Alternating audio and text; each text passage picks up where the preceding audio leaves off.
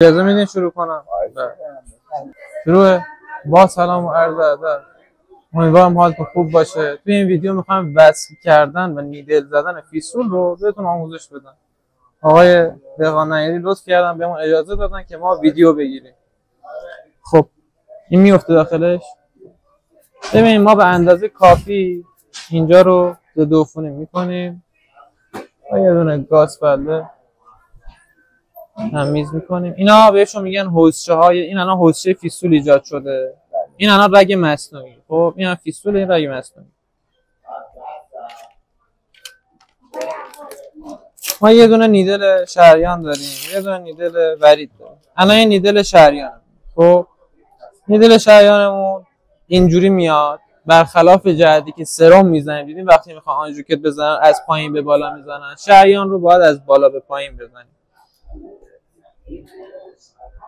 نیدل رو ببین قسمت بول نیدل اینجا یه بول داره اینجا، این میشه تیزترین نقطه نیدل.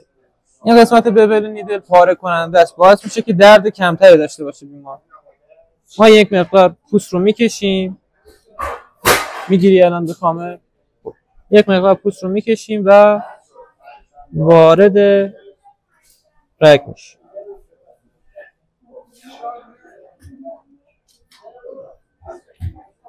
خب الان این نگاه کنین، ضربان شریان رو میتونین اینجا ببینید. این از شریان ما میایم یه دونه ورید هم تو قسمت بالاتر در جهت قلب. نگاه کنین در جهت قلب یه مقدار پوست رو میکشیم.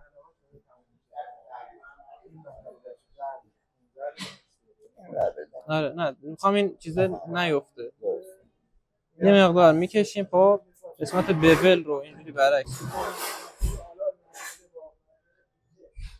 وارد حوضچه میشیم. این هم از لاین وریده. حالا میایم خوب چسبش میزنیم.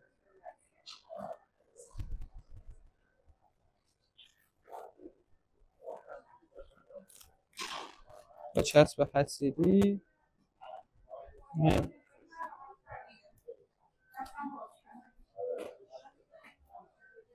این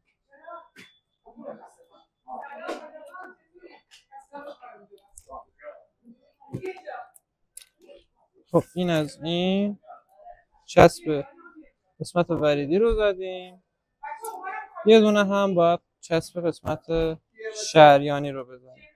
این چسبا باعث میشه که این به دستکش بچسبه.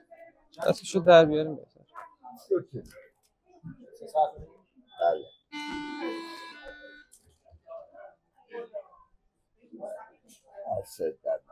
یه دونه دیگه هم داریم بزنم براتون دیگه خیالمون راحت باشه از بابتش.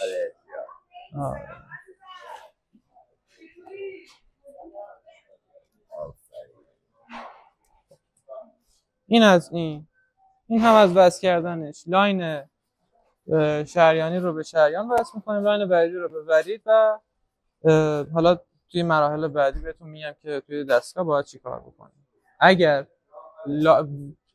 ویوی این ویدیو به 10K برسه من ادامه‌شو براتون